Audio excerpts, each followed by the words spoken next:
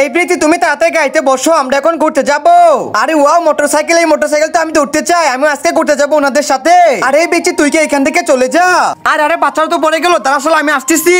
শালা বকুনি আসছে আমার গাড়িতে ওঠার জন্য, তোদেরকে কখনো আমার গাড়িতে তুলবো না। আর এই কই যাচ্ছে দাঁড়া, বলছি দাঁড়া। আমি থাকতে তুই বাচ্চাটাকে ফেলে দিছিস, তোর তো সাহস কম না। এই বেচি তুমি ঠিক আছো তো? এই বেচিটা অনেক ব্যথা পাইছে, আজকে তোকে ছাড়বো না। ও ইয়া, যে আগের মারেন লোকটা কারো মারেন। এই গাড়িতে বাচ্চারা উঠে যাইছিল তাই তুই মারছিলি তাই না? এখন তুই গাড়ি থেকে নাম। এই বেচি তুমি আমার সাথে আসো, আমি তোমাকে গাড়িতে ঘুরতে নিয়ে যাবো আজকে।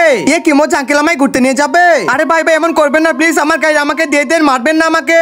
শালা তোকে মারবো না মানে মেরেই ফেলবো, আজকে জন্য তোকে আমি ছেড়ে দিলাম। আরে ভাই আমি তো আপনাদের কাছে ক্ষমা চাচ্ছি, আমাকে ক্ষমা করে দেন আর প্লিজ আমার গাড়িটা আমাকে ফেরত দিয়ে দেন। হাজার চেষ্টা করলে এখন আর তুই গাড়ি ফেরত পাবি না, এখন আমি বাচ্চাদের আগে ঘুরিয়ে আনবো। আমার এটা কি হলো, সবই তো হারিয়ে ফেললাম আজকে। ওয়াও কত সুন্দর আম, আমি তো খাবো। এই তো আমি বিষ নিয়ে আসছি ইনজেকশন ভিতরে, এই বিষ দিয়ে বাচ্চাগুলোকে আজকে আমি কিডন্যাপ করবো। লা লা লা, এখন আমি ছাদের উপর একটু ঘুরবো। এই তো আমের ভিতর বিষ আমি দিয়ে ফেলছি, আর ওইটা একটা বাচ্চা আসতেছে, আমটা তাড়াতাড়ি এখানে রেখে দেই। আমার তো আর কোনো চিন্তা নেই, বাচ্চাটা এখন এই আমটা নিয়ে নিবে। সাদুর ওই পাশে মনে হয় বাবা আছে, যাই যে আমি বাবার কাছে। আরে সাদুর উপরে একটা আম পড়ে আছে, এই আমটা তো আমি নিবো। দেখি তোমার আশেপাশে কেউ আছে নাকি, কই কেউ তো নাই। আর ওই আমটা কে তুলে খাচ্ছে, এটা তো আমার মেয়ে দেখা যাচ্ছে। এই মিনা তুমি কি করতেছো, দাঁড়া আমার কথাটা শোনো আগে। আরে পাগল মেয়ে, আমটা খাওয়া যাবে না, আমটা সারো বলতেছে এটার ভিতরে বিষ আছে। জানি তো তুমি এভাবে বিশ্বাস করবে না, এই দেখো ইনজেকশন, এটার ভিতরে বিষ ছিল। তুমি যখনই আমটা খাবে তখনই ওইখানে হয়ে যাবে। আর ওই দেখো কিডন্যাপার ওইখানে বসে আছে, তুমি ওইখানে ওর সাথে সাথে তোমাকে ধরে নিয়ে যাবে।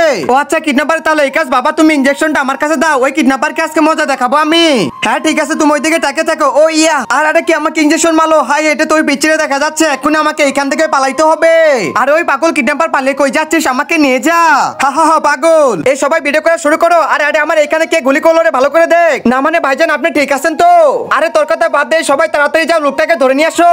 শালা তুই বসের গায়ে গুলি লাগাস, আজকে তুই বুঝতে পারবি বস এইটা ধরে আনছি। ভাইজান প্লিজ আমাকে ক্ষমা করে দেন, পাশের জঙ্গল আমি শিকার করতেছিলাম, ভুল করে গুলিটা এদিকে এসে পড়েছে। শালা তুই তো আমার ভাইকে মারতে চাইছিলি, তোকে তো উপযুক্ত শাস্তি দেবো আজকে আমরা। হ্যাঁ তুই ঠিকই বলছিস রে, চাস্তো তুই যা তো, ওই আমাকে যেভাবে মারতে চাইছিল ওইভাবেই ঠিক ওকে গুলি করবি তুই। আচ্ছা ভাই তুমি কোনো চিন্তা করো না, এই তুই গুলি আমার হাতে দে, এক্ষুনি তোকে খুন করবো। ওই এখন দেখ কেমন লাগে। আরে ভাইজান এই ছেলেটা তো আবার বেঁচে গেল।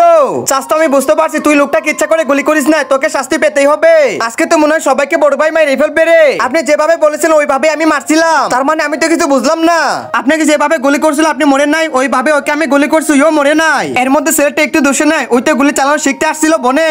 এখন তো ভাই আমার কথা বুঝতে পারছেন, ছেলেটা কোনো ভুল নেই, এখনই ছেড়ে দেন। আচ্ছা ঠিক আছে ছোট, তুমি তাহলে চলে যাও, তোমাকে আমরা মাফ করে দিলাম। তুমি তো ছোট একটা ভুল করছো, কোনো সমস্যা নেই, এরপর আর কখনো এরকম ভুলটা তুমি কইরো না। ঠিক আছে বড় ভাই, আপনাকে ধন্যবাদ। অনেক তো বেলা হয়ে গেছে, যাই আমি ঘরের ভিতরে। আরে বাবা বাবা তোমার কি হয়েছে, তুমি এরকম করতেছো কেন?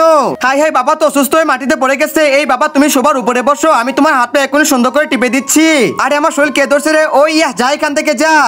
আমি তো অনেক ব্যথা পাইছি, তাড়াতাড়ি বাইরে যাই। আরে বাচ্চাটা মনে অনেক ব্যথা পাইছে, যাই যাই বাচ্চাটাকে বাঁচাইতে হবে। এই বেচি তুমি উঠো।